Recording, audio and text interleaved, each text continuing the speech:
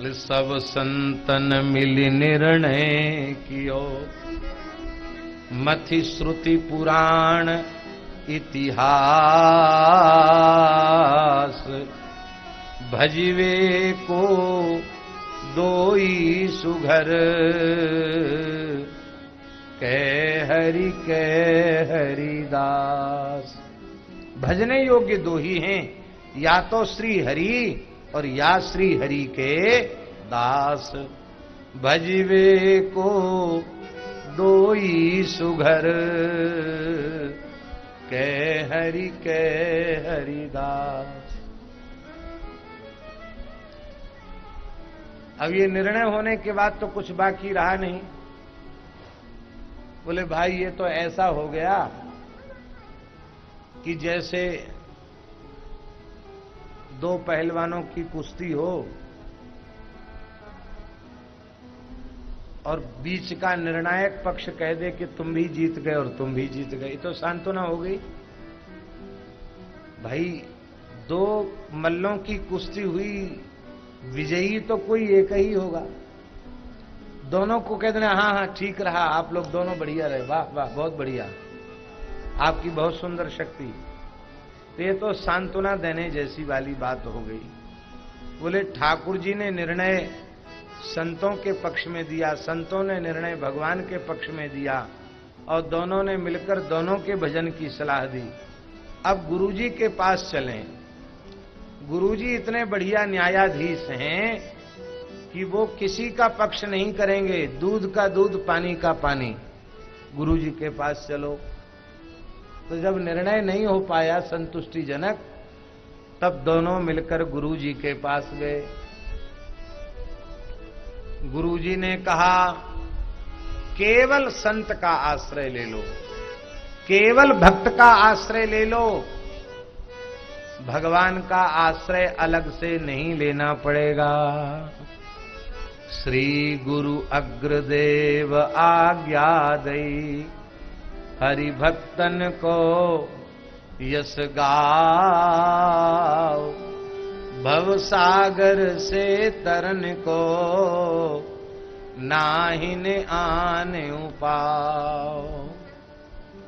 सबसे श्रेष्ठ भक्त हैं यह श्री गुरु अग्रदेव आज्ञा दी। ये गुरुजी ने निर्णय दिया कि भक्त सबसे श्रेष्ठ हैं। बोले भगवान तो छूट जाएंगे पर वो छूटेंगे नहीं, कैसे? गोस्वामी जी दोहावली में लिख रहे हैं, अंतर्यामी गर्भगत संत सुंदरी माई, तुलसी पूजे संत के दो पूजे जाए। अंतर्यामी गर्भगत संत सुंदरी मां। भक्त संत ये तो सुंदरी स्त्री के समान है और श्री ठाकुर जी उनके गर्भ के समान है। जैसे किसी गर्भिणी माता के गर्भ को पुष्ट करना हो तो उस गर्भिणी को रस से स्निग्ध पौष्टिक आहार प्रदान कीजिए, उसका गर्भगत बालक अपने आप स्वस्थ हो जाएगा, प्रसन्न हो जाएगा। हृष्ट पुष्ट तुष्ट संतुष्ट सब प्रकार से प्रसन्न हो जाएगा, उसका गर्भगत बालक सब प्रकार से प्रसन्न हो जाएगा। तो ऐसे ही संतों की सेवा करने से संतों के हृदय में विराजमान भगवान अपने आप संतुष्ट हो जाएंगे। भगवान के भक्त की सेवा नहीं बन रही है, केवल भगवान की सेवा बन रही है तो वह अधूरी है, और भगवान की सेवा नहीं भी बन पा रही है। ठीक से यदि संत सेवा बन रही है तो समझ लेना भगवत सेवा बाकी रह नहीं गई। संत सेवा गौ सेवा में भगवत सेवा अपने आप हो जाती है। एक बात हम और निवेदन करें, वैसे तो हम लोग भक्तमाल के सिद्धांत के अनुसार स्वरूप की निष्ठा मानते हैं। संत का स्वरूप जिन्हें प्राप्त है वे संत ही हैं, उनमें ज्यादा ननुनच करने की आवश्यकता नहीं, सेवा की आवश्यकता है। किंतु फिर भी संत शब्द, साधु शब्द केवल स्वरूपवाची नहीं है, गुणवाची है। इतने गुण जामे सो संत, श्री भागवत मध्य जस गावत, श्रीमुख कमला कंत, हरि को भजन साधु की सेवा, सर्वभूत पर दाया, हिंसा दंभ लोभ छल त्यागे, विषम देखे माया, सहनशील आशय उदार अति धीरज सहित विवेकी, सत्य वचन सबको सुखदायक गही अनन्य व्रत एकी, इंद्रिय जित अभिमान न जाके करे जगत को पावन, भगवत रसिक तासुकी संगति तीनहु ताप न सावन, इतने गुण जामे सो संत। संतों की महिमा का वर्णन किया गया। तो संत शब्द गुणवाची है, केवल स्वरूपवाची ही नहीं है, गुणवाची भी है। तो हम जो बात कहने जा रहे हैं वो ये है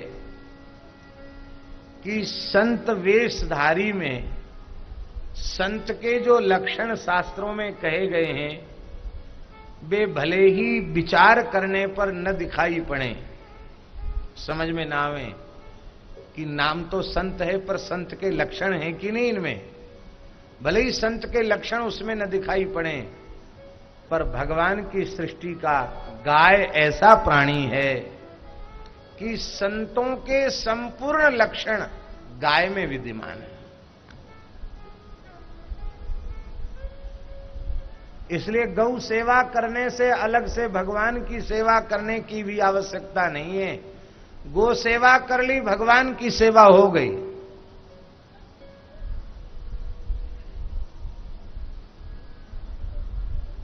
सांगोपांग धर्म का आचरण करना चाहिए अवश्यमेव, किंतु धर्म के किसी अंग के अनुष्ठान में किंचित न्यूनता भी आ गई तो भी सही है।